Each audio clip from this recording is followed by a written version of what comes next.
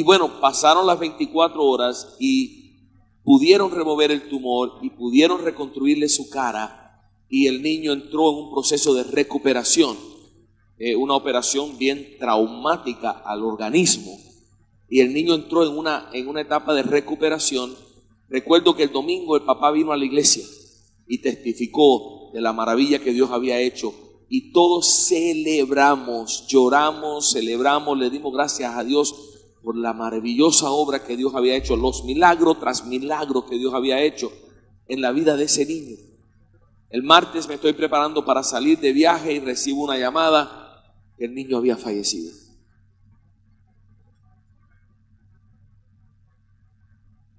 Es uno de esos momentos donde uno cuestiona: ¿qué pasó?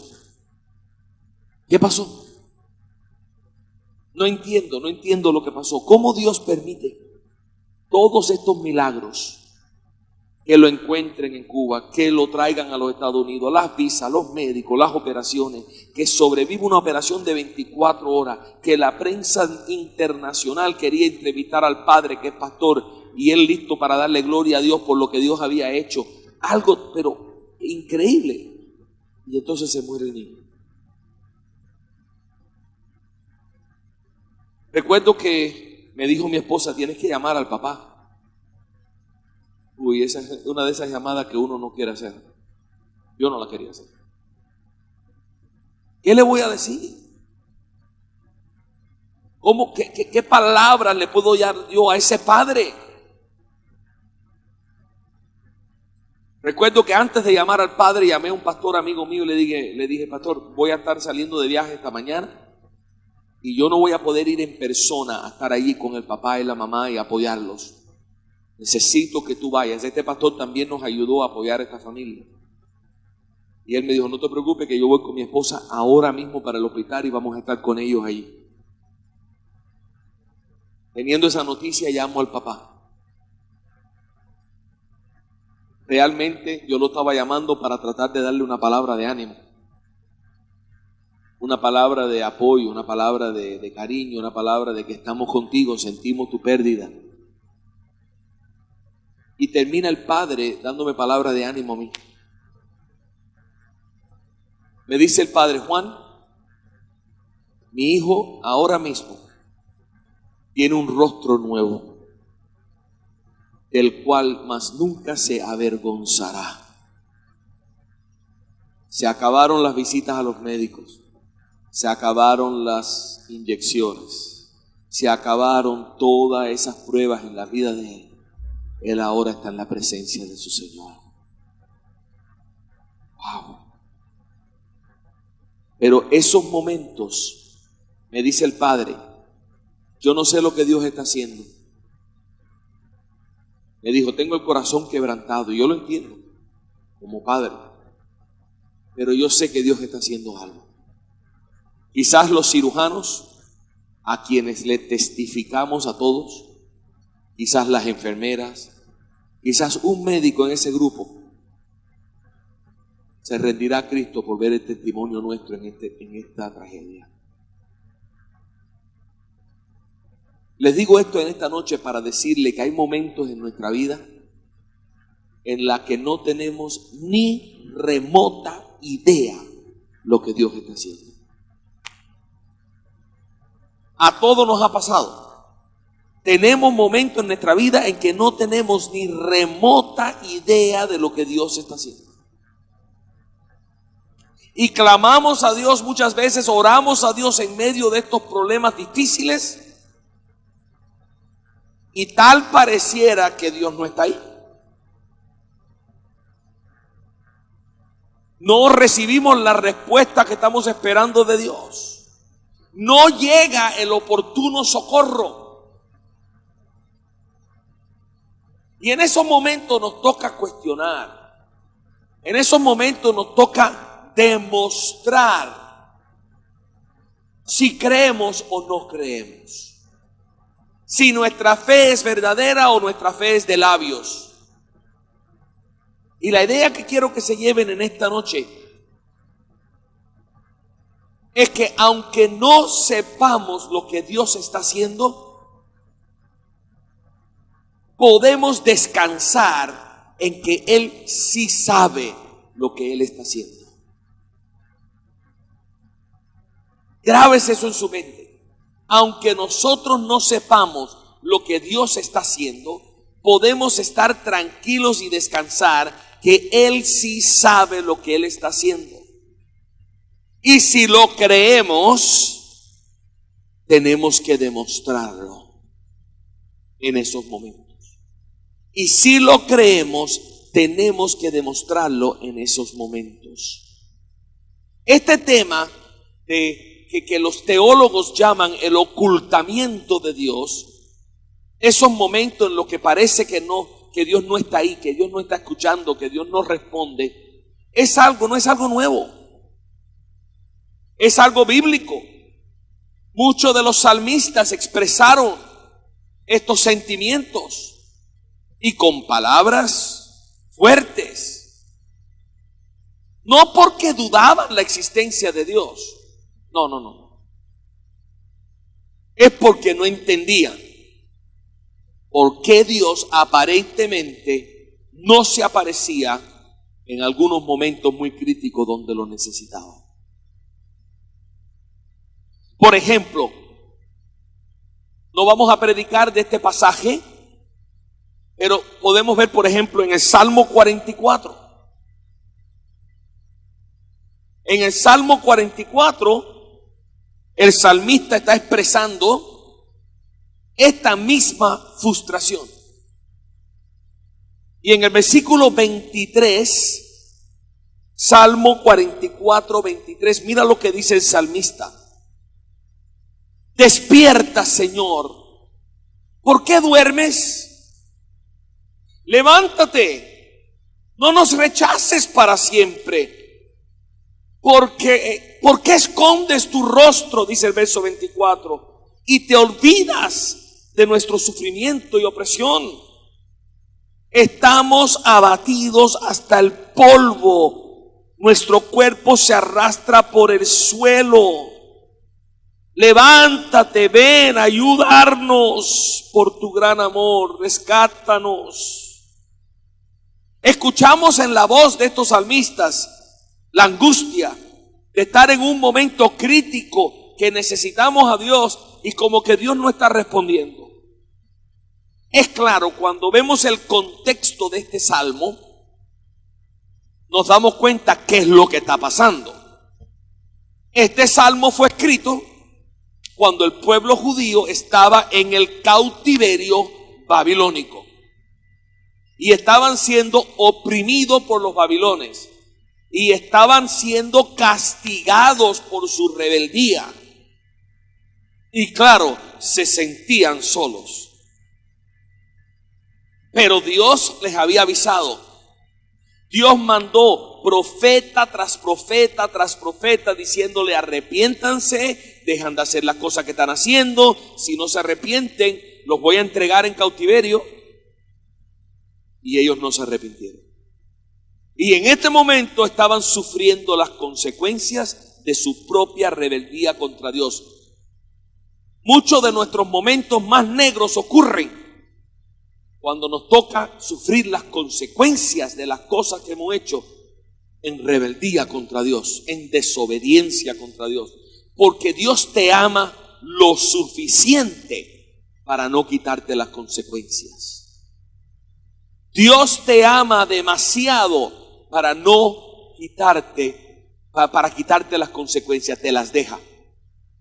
Porque las consecuencias son las que nos enseñan.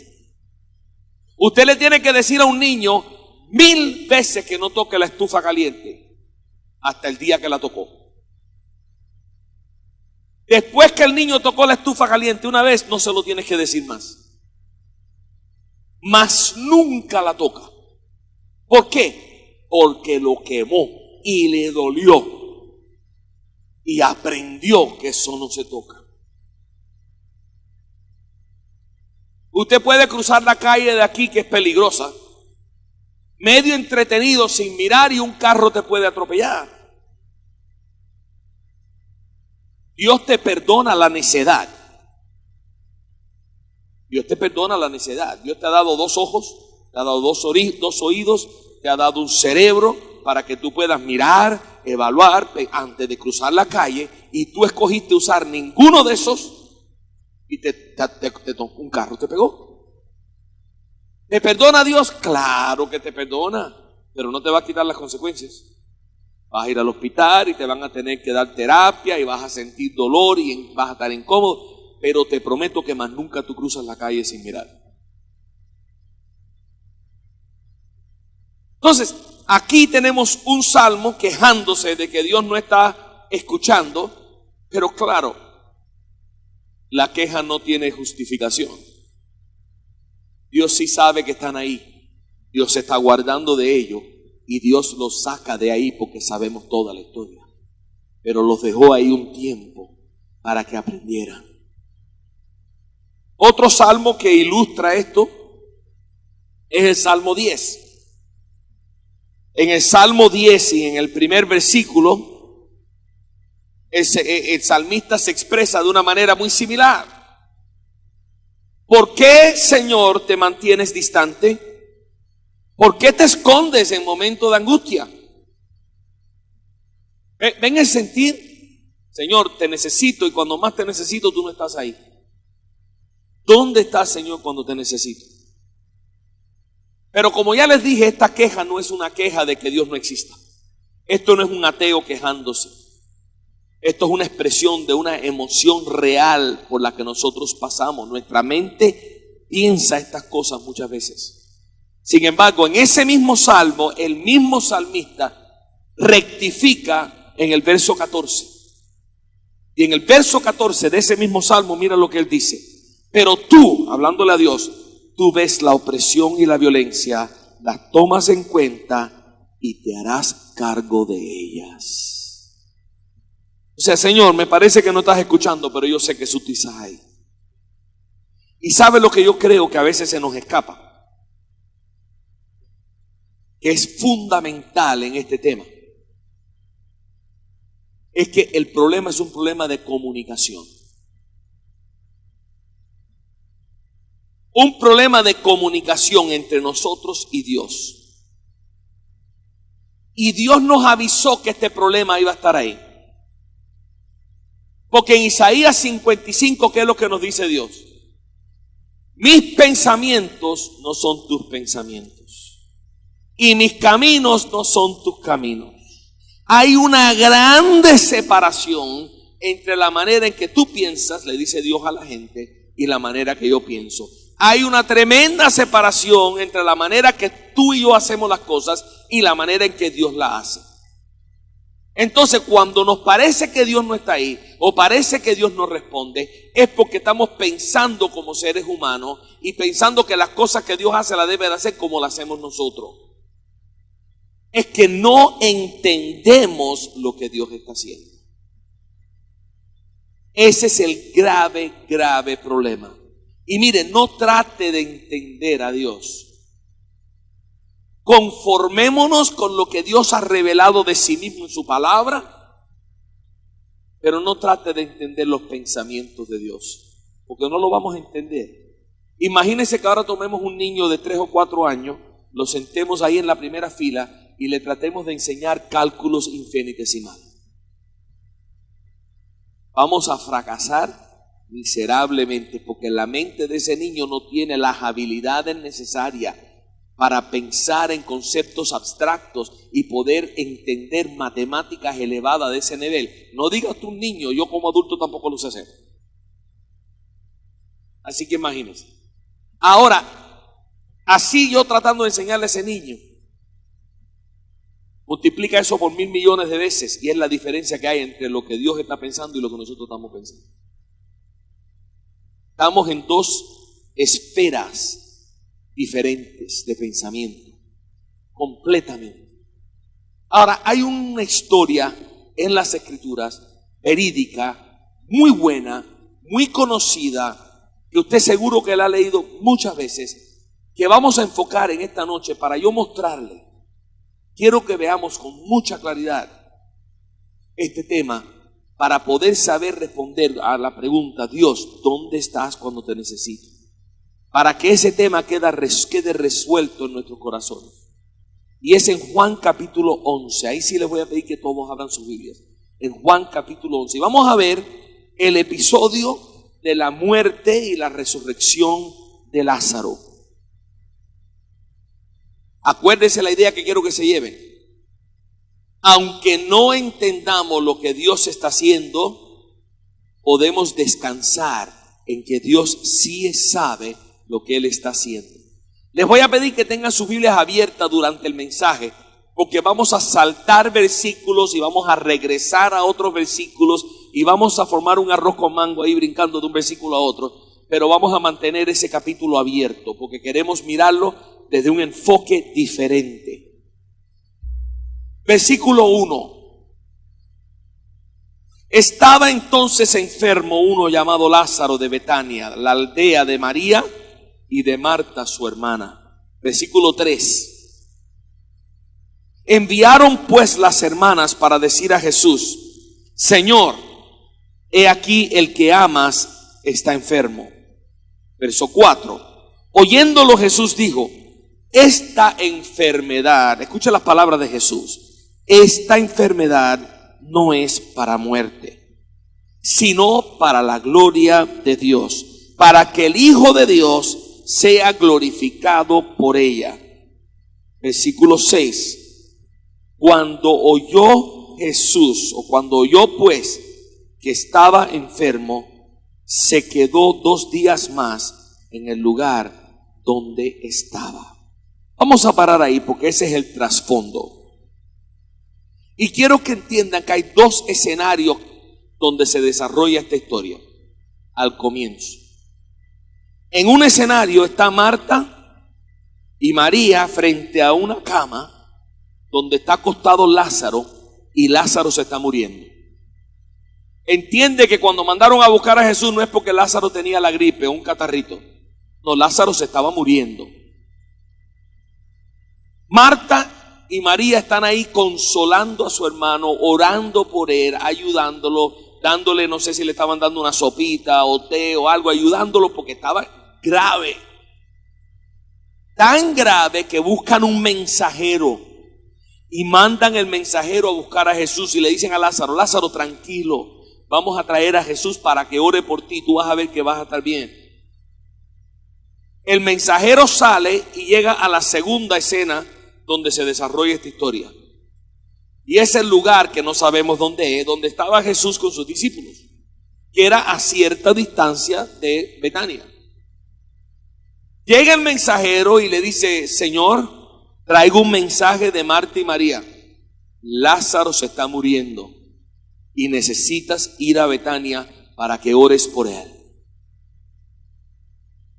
¿Qué le dice Jesús al mensajero? Mira, fulano, mándale a decir esto a Marta y a María. Dile estas palabras que te voy a decir exactas. Esta enfermedad de Lázaro no es para muerte, es para que Dios se glorifique, para que el Hijo de Dios se glorifique en esto. Ve y dile esto. Estoy seguro que le dijo: pero maestro, tú vienes conmigo, yo voy después. Ve y habla tú con ella. Él se va con su mensaje y estoy seguro que los discípulos quizás empezaron a empaquetar sus bultos. Bueno, Señor, nos vamos para Betania porque imagínate, Lázaro está enfermo. Y Jesús le dice: no empaqueten nada, que nosotros no nos vamos todavía.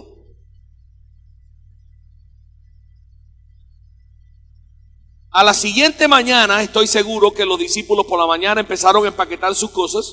Seguro que ya hoy nos vamos para Betania. A lo mejor ayer era muy tarde y por eso no salimos. Y Jesús le dice: no, desempaquen, que nosotros no nos vamos todavía. Los discípulos se preguntarán: ¿pero qué? ¿Por qué el Señor no va a ir a orar por Lázaro? ¿Qué está pasando aquí? Dice la palabra que esperó 2 días antes de salir. 2 días. Los discípulos no tenían ni remota idea de lo que Jesús estaba haciendo, se lo prometo. Volvemos a esta escena. Llega el mensajero con las buenas noticias.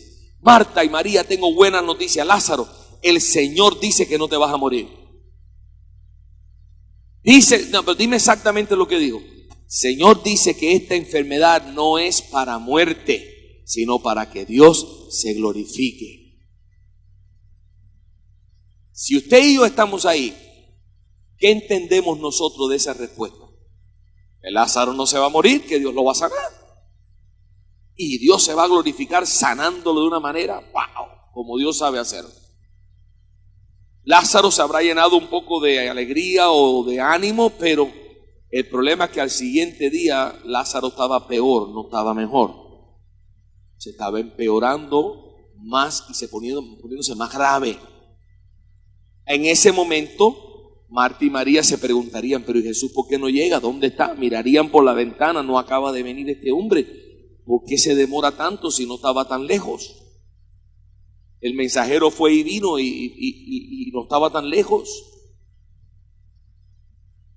Tranquilo, Lázaro, que ya Jesús en cualquier momento llega. Pasa otro día más y Jesús no ha llegado. Ya se están poniendo nerviosas Marta y María, y Lázaro se está poniendo peor todavía. Y en esa espera de que Jesús llegue y a ver si llega, a lo mejor llamaron al mensajero y le pidieron, a ver, repíteme, ¿qué fue lo que te dijo Jesús? ¿Tú no te confundiste con lo que él te dijo? No, estoy seguro, Marta y María, él me dijo que esto no es para muerte, sino para que Dios se glorifique. ¿Está bien? Y Lázaro se muere.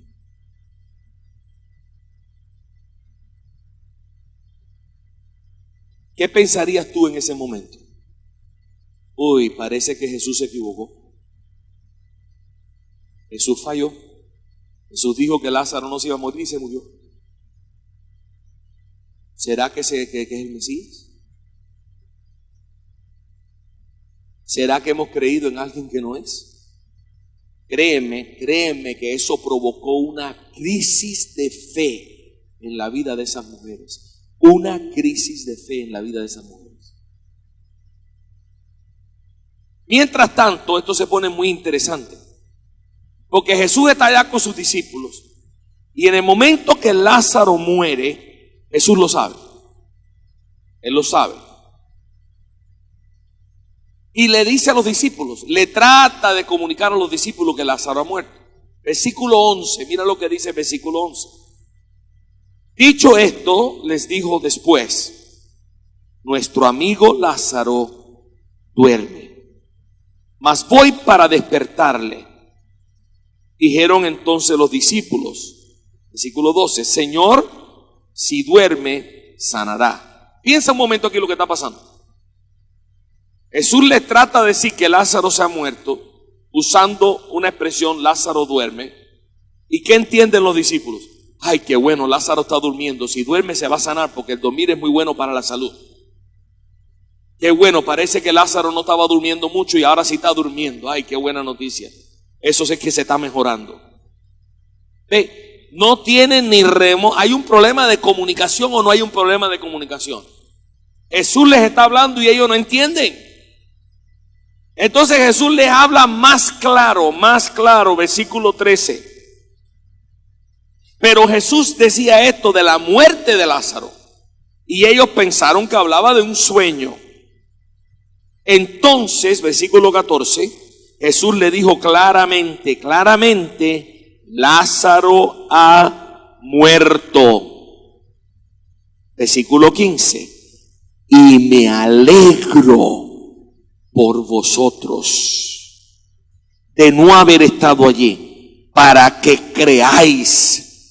Mas ahora sí vamos a él. Mire. Más claro que eso ni el agua. Lázaro no estaba durmiendo, se murió. Y me alegro que tú y yo no estuvimos allí cuando se murió, para que ustedes crean. Ahora sí empaquen sus cosas y vamos a ir a ver a Lázaro.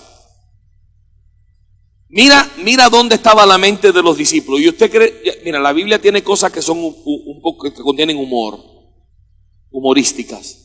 Mira la respuesta de Tomás en el versículo 16. Dijo entonces Tomás, llamado Dídimo, a sus condiscípulos, vamos también nosotros para que muramos con él.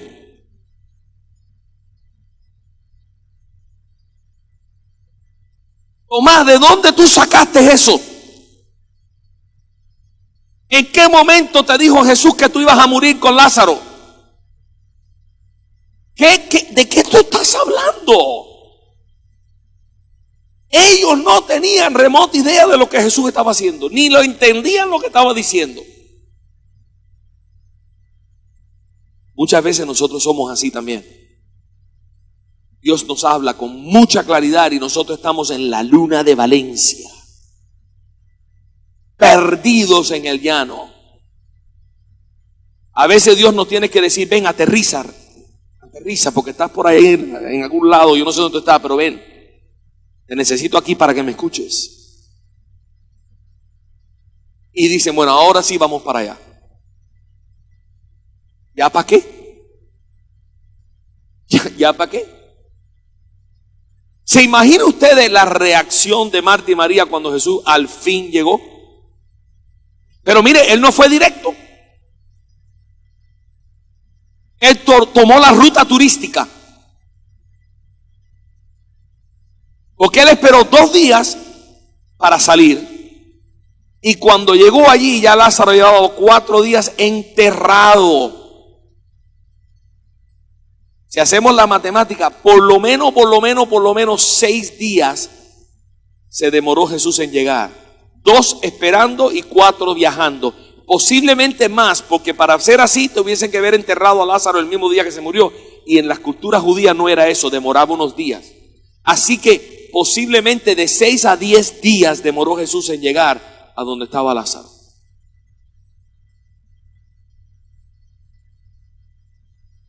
Ahora vamos acá a la parte de acá. Marta, María, adivinen quién viene por ahí. Jesús.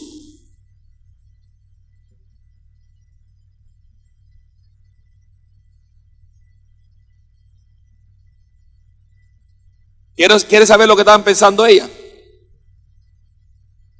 Cuando llegue le voy a decir algo. En inglés dice: I'm going to give him a piece of my mind. Le voy a decir lo que yo pienso. Porque nos falló. Y viene la confrontación. Versículo 17. Vino pues Jesús y halló que hacía ya 4 días que Lázaro estaba en el sepulcro. Versículo 21. Y Marta dijo a Jesús: Señor, si hubieses estado aquí, mi hermano no habría muerto. Ella se lo tenía que decir. Si no, se revienta. Señor, me fallaste. Señor, te mandamos a buscarte, con tiempo te dijimos que estaba enfermo. Si tú hubieses llegado, Lázaro no se hubiera muerto, pero ya llegaste tarde, Lázaro está muerto. Después, más adelante, se aparece María. Y le toca ahora a María hablar con Jesús. Versículo 32. María, cuando llegó a donde estaba Jesús, al verle, se postró a sus pies diciéndole: Señor, si hubieses estado aquí, no habría muerto mi hermano. Las mismas palabras de Marta. Señor, no fallaste. ¿Por qué no viniste? ¿Te imaginas si Marta y María le da por preguntarle a los discípulos: ven acá, ¿y qué estaban haciendo ustedes que no podían venir? Marta, entre tú y yo, no estábamos haciendo nada. Nosotros queríamos venir, empaquetamos las cosas y él nos decía que no, y que no, y que no. No fue hasta que él supo que se había muerto Lázaro cuando dijo: ahora vamos a ir. Y Marta me dijo que se alegraba que no voy a ir, que de no haber llegado. Menos mal que esa conversación posiblemente no se llevó a cabo. Porque así pasan las cosas. Y los judíos del pueblo tampoco entendían lo que Jesús estaba haciendo. Mira lo que dice el versículo 36. Dijeron entonces los judíos: mirad cómo le amaba, porque Jesús estaba llorando. Y algunos de ellos dijeron: ¿no podía este que abrió los ojos de los ciegos haber hecho también que Lázaro no muriera? ¿Qué están diciendo los judíos del pueblo? Yo no sé, él siempre está hablando de que sanó a este y sanó al otro, pero ahora su amigo se está enfermo y no lo pudo sanar a él. ¿No notan un poquito de sarcasmo o de ironía o de duda, desprecio, como diciendo: sí, está llorando, pero que no sé hasta qué punto y le creo sus lágrimas? Porque él es un sanador y ya sanando a la gente y a su amigo no lo vino a sanar. No te puedes perder esto, iglesia. Los discípulos no tenían ni remota idea de lo que Jesús estaba haciendo. Marta no tenía ni remota idea de lo que Jesús estaba haciendo. María no tenía ni remota idea de lo que Jesús estaba haciendo. Y los judíos de la aldea no tenían ni remota idea de lo que Jesús estaba haciendo. Nadie tenía ni remota idea de lo que Jesús estaba haciendo. Y para todos ellos, Jesús no llegó cuando más lo necesitaban. Para todos ellos la pregunta cabe: ¿dónde estabas cuando te necesitaba más? Aquí no estabas, no llegaste. Pero Jesús responde a cada uno de ellos. Cuando Marta lo confronta y le dice: Señor, si tú hubieras estado aquí, mi hermano no se hubiera muerto. Jesús le responde, versículo 23. Jesús le dijo: tu hermano resucitará. Pero Marta no entendía. Versículo 24, Marta le dijo: yo sé que resucitará en la resurrección en el día postrero. Marta sabía su teología. Acuérdate que ella se sentaba a los pies de Jesús. Eso quiere decir que ella era un discípulo de Jesús. Ella estaba aprendiendo de Jesús. Ella sabía su doctrina. Y la doctrina era que al final todos íbamos a resucitar. Y ella le dice: sí, Señor, yo sé que al final vamos a resucitar, pero eso no me sirve de nada, porque yo quería que él no se muriera ahora.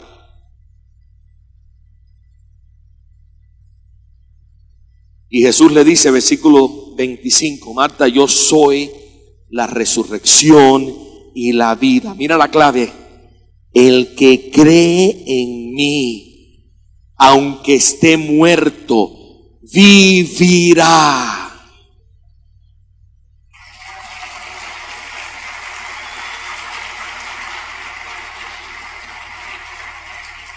Versículo 26, y todo aquel que vive y cree en mí no morirá eternamente.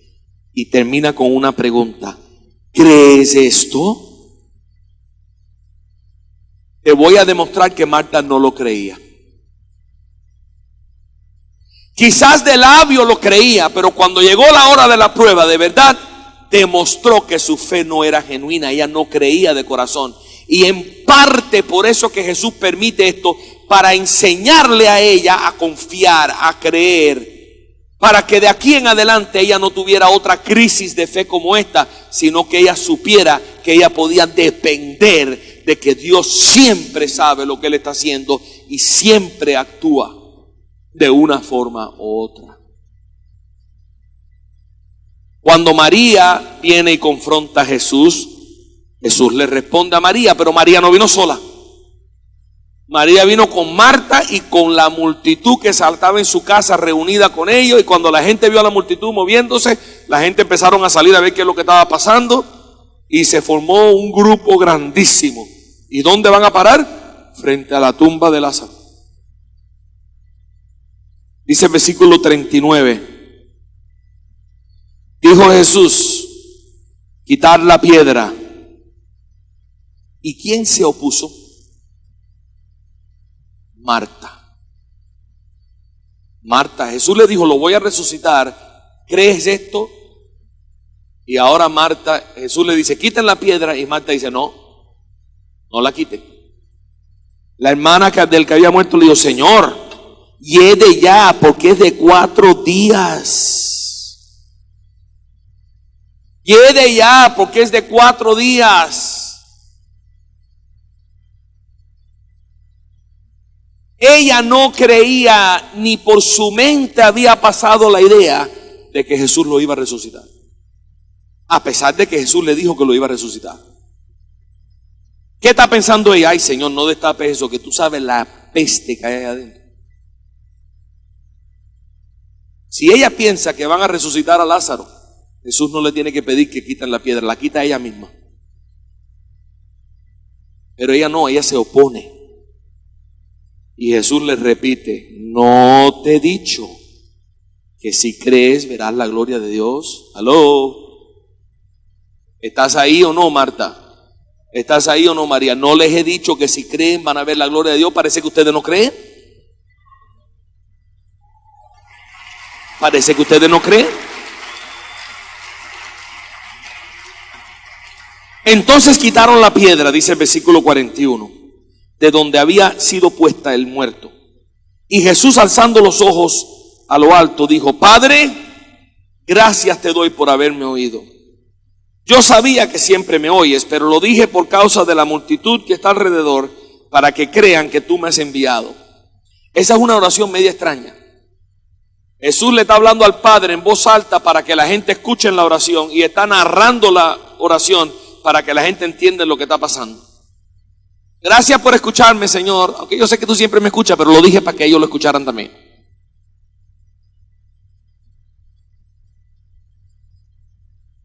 Y dice él, habiendo dicho eso, versículo 43, clamó a gran voz: Lázaro,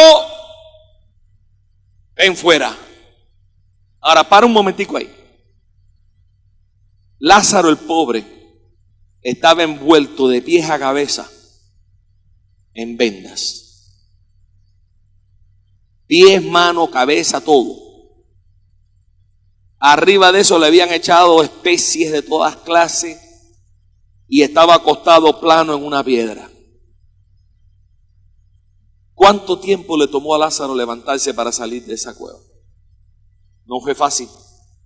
No fue que se apareció a la puerta en el momento. Tuvieron que esperar. Entonces Jesús, parado frente a la puerta de la cueva, y le dice: Lázaro, ven fuera. Y todo el mundo está. Y pasan 30 segundos, y pasa un minuto, y empieza la gente: qué pena, qué vergüenza, no está saliendo. Uy, ahora sí, alante de todo el mundo le dijo que saliera y no está saliendo. Lo más probable es que pasó por lo menos 2 minutos. Y usted dice: 2 minutos no es nada. Pues 2 minutos es una eternidad cuando uno está esperando algo. Ya la gente estaba dudando de que Jesús tenía el poder para resucitar a nadie. Hasta que el pobre empieza y se salta y se mueve hasta que se logra parar y dar brinquitos hasta la puerta de la cueva. Y se aparece en la puerta de la cueva. En ese momento es que por fin la gente entendieron lo que Dios estaba haciendo. En ese momento es que los discípulos dijeron: wow, pero qué torpes somos. Esto es lo que Él estaba tratando de decirnos. En ese momento Marta y María se mirarían la una a la otra diciendo: y nosotros le echábamos la culpa a Él. Y nosotros le hablamos hasta un poco feo, pensando que Él nos había fallado, y mira lo que ha hecho. Y los judíos estarían diciendo: uy, lo resucitó. Nadie había visto algo así pasar nunca en ese lugar. Para concluir en esta noche, ¿qué es lo que Jesús quería que ellos entendieran? ¿Qué es lo que Jesús quería que ellos entendieran? Se lo pregunta de 2 maneras diferentes. Cuando les dice: yo soy la resurrección y la vida, le pregunta: ¿crees esto? Jesús quería que ellos ejercitaran su fe. y creyeran que Él podía hacer cualquier cosa, inclusive resucitar un muerto. Y les dice, es más, le dice que si ellos creían, iban a ver la gloria de Dios. Se los dijo con mucha claridad.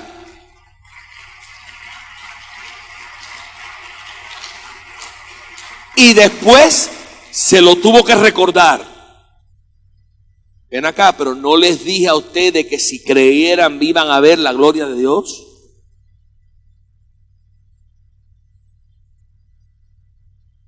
¿Qué es lo que Dios quiere de nosotros?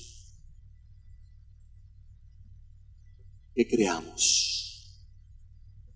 Aunque no tengamos ni remota idea de lo que Dios está haciendo, tenemos que creer que Él sí sabe lo que está haciendo y que veremos la gloria de Él en nuestras familias, en nuestra salud, en nuestras finanzas, en nuestra iglesia, con nuestros hijos, en nuestros problemas, en lo que se levante, veremos la gloria de Dios, pero tenemos que creer.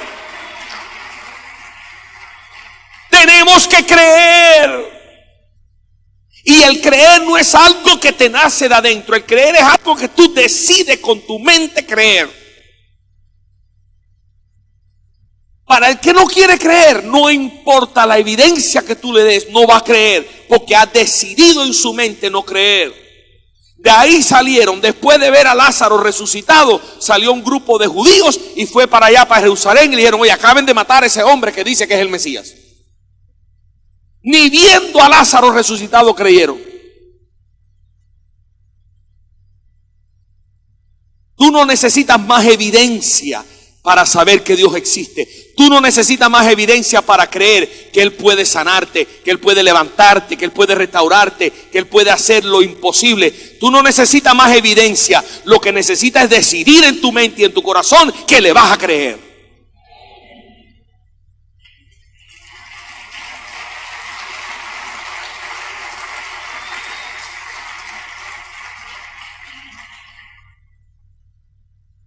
Algunos principios importantes y cerramos.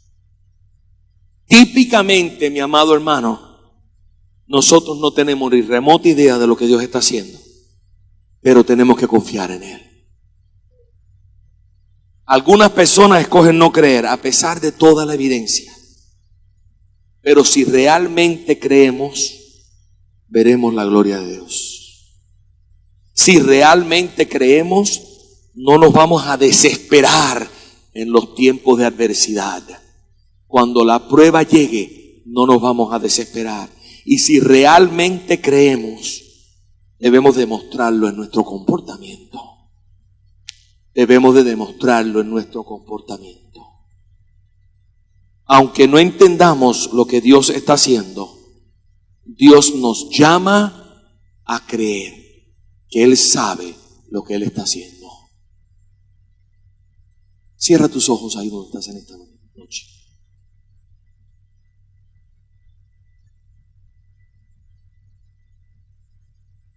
Quizás en esta noche tú llegaste aquí y estás pasando por algunas cosas. En tu vida estás bajo el látigo. Quizás tú has estado orándole al Señor diciendo: Señor, ¿por qué? Yo no entiendo por qué me está pasando esto. Señor, si yo voy a la iglesia, Señor, si yo te soy fiel, Señor, si yo te sirvo, ¿por qué? ¿Por qué me está pasando esto? Quizás en estos mismos días tú le has pedido al Señor que te socorra y has sentido como que Dios no se aparece, como que Dios no llega.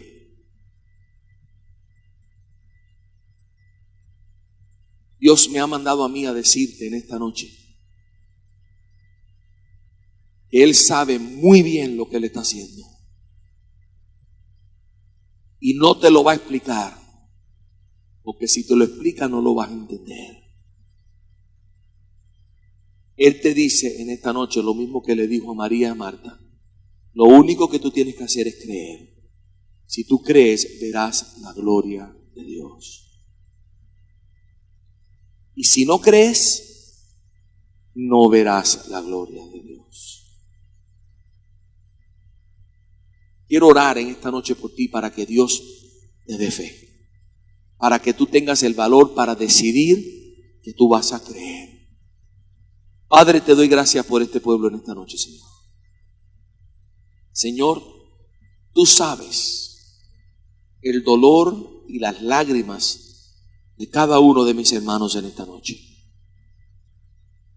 Tú sabes el pesar que muchos traen en su corazón.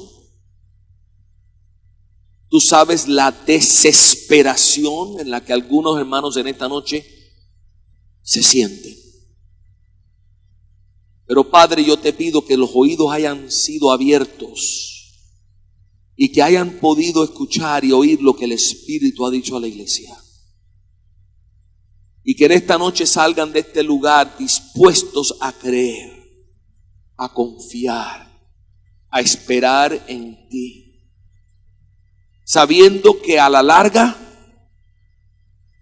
la fe producirá un fruto en sus vidas y cosecharán y verán la gloria de Dios. Señor, no es fácil. Padre, somos frágiles, somos débiles, nos desesperamos. Señor, somos necios, no entendemos. Te pido, Padre, que tu palabra sea más clara para nosotros. Padre, que podamos entender por lo menos lo suficiente para saber, Señor, que tú estás en control.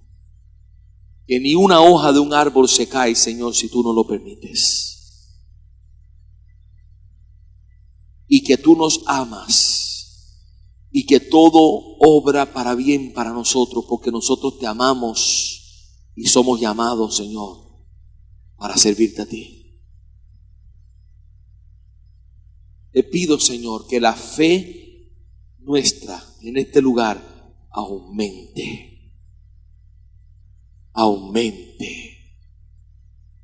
Y te doy gracias, Padre, por usarme a mí en esta noche como el mensajero tuyo para traer esta palabra a este lugar. Bendice esta congregación, bendice cada familia aquí en esta noche, bendice los pastores, los líderes, Padre, y todo el que entre en este lugar encuentre un refugio, encuentre palabra, encuentre una comunidad de fe que los estimule a caminar el camino de la fe. En el nombre de Jesús te doy gracias, Padre. Amén y amén. Dios me les bendiga en esta noche.